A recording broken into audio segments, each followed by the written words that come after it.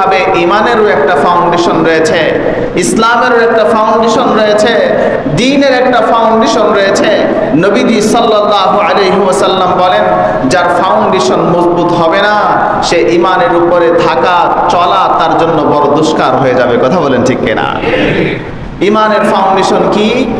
আল্লাহর রাসূল সাল্লাল্লাহু আলাইহি ওয়াসাল্লাম হাদিসের মধ্যে বলেন, বুনিয়াল ইসলামু আলা খামসিন, ইসলামের ফাউন্ডেশন, ইসলামের বুনিয়াদ 5টি স্তম্ভের উপরে। 1 নম্বর শাহাদাতি আল্লাহ ইলাহা ইল্লাল্লাহ ওয়া আন্না মুহাম্মাদান আবদুহু ওয়া রাসূলুহু। 1 নম্বর ফাউন্ডেশন হচ্ছে আল্লাহ তাআলা ছাড়া আর কোনো মাবুদ নেই, আল্লাহ ছাড়া কোনো রব নেই। আল্লাহ আমাদেরকে সৃষ্টি করেছেন, পৃথিবীতে আমরা ছিলাম না, এখন আছি, এমন একটা সময় আসবে আমরা কেউ থাকবো না। কথা বলেন ঠিক কিনা? তাহলে বোঝা গেল 1 নম্বর ফাউন্ডেশন আল্লাহর উপরে পরিপূর্ণ ঈমান আনা, পরিপূর্ণ বিশ্বাস স্থাপন করা। আল্লাহ তাআলার হুকুম ছাড়া গাছের একটা পাতা পর্যন্ত নড়তে পারে না। কথা বলেন ঠিক কিনা? যা কিছু হয় আল্লাহ তাআলার পক্ষ থেকে হয়, যখন যা কিছু সংগঠিত হয় সবকিছু মালিকের হুকুমেই হয়। আল্লাহ তাআলার হুকুম ছাড়া কোনো কিছুই হতে পারে না। এবং নবীজি সাল্লাল্লাহু আলাইহি ওয়াসাল্লামের তরিকা অনুযায়ী আমাদের জীবন পরিচালনা করা। 1 নম্বর ফাউন্ডেশন আল্লাহর উপর ঈমান আনা, নবীর তরিকা অনুযায়ী নিজের জীবন পরিচালনা করা।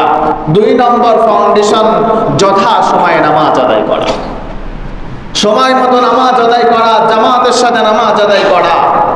আল্লাহ রাব্বুল আলামিন বলেন, ওয়া আকিমুস সালাতা ওয়া আতুজ যাকাতা ওয়া আতিউর রাসূলা লাআল্লাকুম তুরহামুন। আল্লাহু আকবার।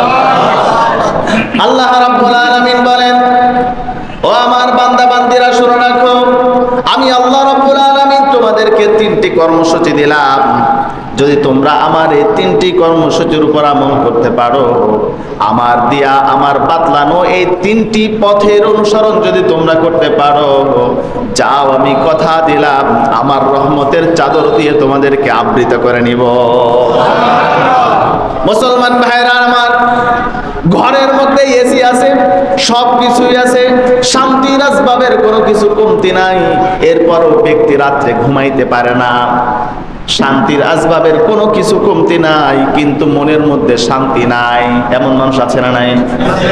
অনেক মানুষ এমন আছে, ঘরের মধ্যে এসি চলে, ঠান্ডা, কিন্তু এত টেনশন মাথার মধ্যে আল্লাহ ঢুকিয়ে দিয়েছেন, রাত্রেবেলা সারা রাত জাগরণ থাকে, রাত্রে তার ঘুম হয় না। মালের টেনশন, ছেলে মেয়ের টেনশন, বাড়ির টেনশন, ব্যবসা প্রতিষ্ঠানের টেনশন। টেনশনের কারণে আল্লাহ রাব্বুল আলামিন তার ঘুমটাকে কেড়ে নিয়েছেন। আর একজন ব্যক্তি টাকা পয়সাও তো বেশি নাই, জীর্ণ শীর্ণ হালতে তার জীবন চালায়, সারাদিন গার্মেন্টস ফ্যাক্টরির মধ্যে কাজ করে, ঘরের মধ্যে তেমন এসিও নাই, ফ্যানটাও ভালো ঘুরে না, আওয়াজে বড় আওয়াজ করে।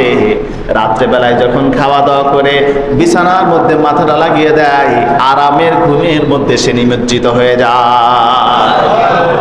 মুসলমান ভাইরা আমার, তাহলে বোঝা গেল শান্তির আসবাবের মধ্যে কখনো শান্তি থাকতে পারে না, শান্তির আসবাবের মধ্যে কখনো শান্তি নিহিত থাকতে পারে না। শান্তি দেওয়ার মালিক একমাত্র আল্লাহ। কথা বলেন ঠিক কিনা? শান্তি দেওয়ার মালিক কখনো মানুষ হতে পারে না, শান্তি কখনো আসবাবের মাধ্যমে আসতে পারে না। শান্তি দেওয়ার মালিক একমাত্র আল্লাহ, যার অন্তরের মধ্যে আল্লাহ রাব্বুল আলামিন শান্তি ঢুকিয়ে দেন। পুরে ঘরের মধ্যে থাকলেও সে যেন রাজপ্রাসাদের মধ্যে ঘুমায়। কথা বলেন ঠিক কিনা? মুসলমান ভাইরা আমার, আল্লাহ রাব্বুল আলামিন সেটাই বলছেন, আমি আল্লাহ তোমাদেরকে 3টি কর্মসূচি দিলাম, আমি আল্লাহ তোমাদেরকে 3টি রাস্তা বাতিয়ে দিলাম। যদি কোনো মানুষ আমার এই 3টি কর্মসূচির উপর আমল করতে পারে, আল্লাহ বলেন যাও যাও যাও, আমি কথা দিলাম আমি আল্লাহ রাব্বুল আলামিন তোমাদেরকে আমার রহমতের চাদর দিয়ে আবৃত করে নিব।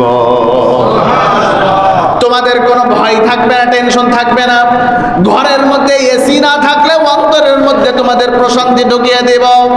ঘরের মধ্যে ভালো খাবারের ব্যবস্থা না থাকলেও আমি আল্লাহ রাব্বুল আলামিন তোমাদেরকে সুখে রাখবো, শান্তিতে রাখবো, তোমাদের মাথায় কোনো টেনশন থাকবে না, কোনো ঝামেলা থাকবে না।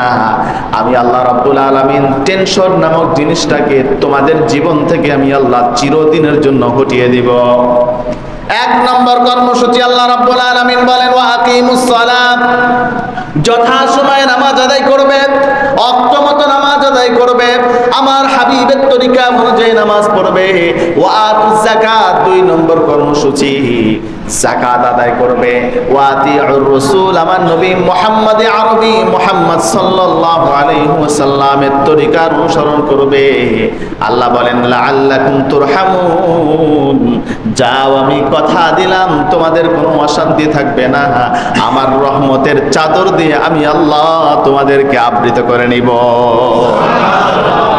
আল্লাহ রাব্বুল আলামিন আরো বলেন শুধু নামাজ পড়লে হবে না, ওয়াকিমুস সালাতা ওয়া আতুজ যাকাতা ওয়ারকাউ মা'আর রাকিঈন। আল্লাহু আকবার।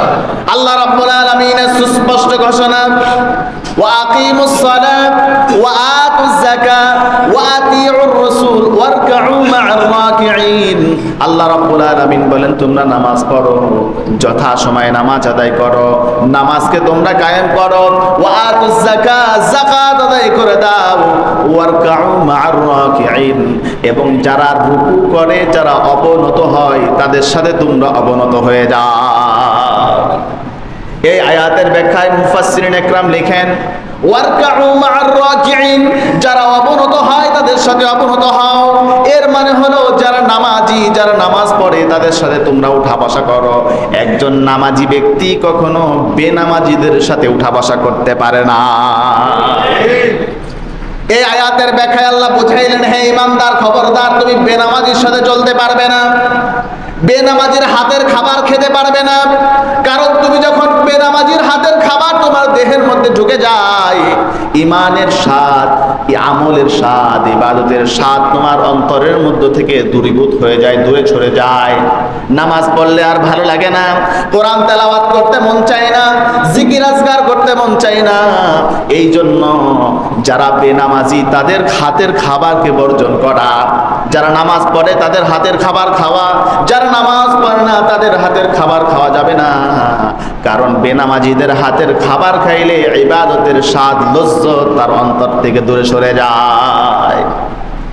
মুসলমান ভাইরা আমার, আল্লাহ রাব্বুল আলামিন বুঝাইলেন ইমানদার ব্যক্তি কখনো বেনামাজির সাথে চলতে পারে না।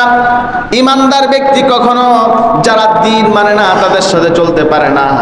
ইমানদার ব্যক্তি মিশবে আরেকজন ইমানদারের সাথে, নামাজি ব্যক্তি মিশবে নামাজি ব্যক্তির সাথে, বদলোকের সাথে কখনো ইমানদার মিশতে পারে না। তাহলে এই আয়াত থেকে আমরা বুঝতে পারলাম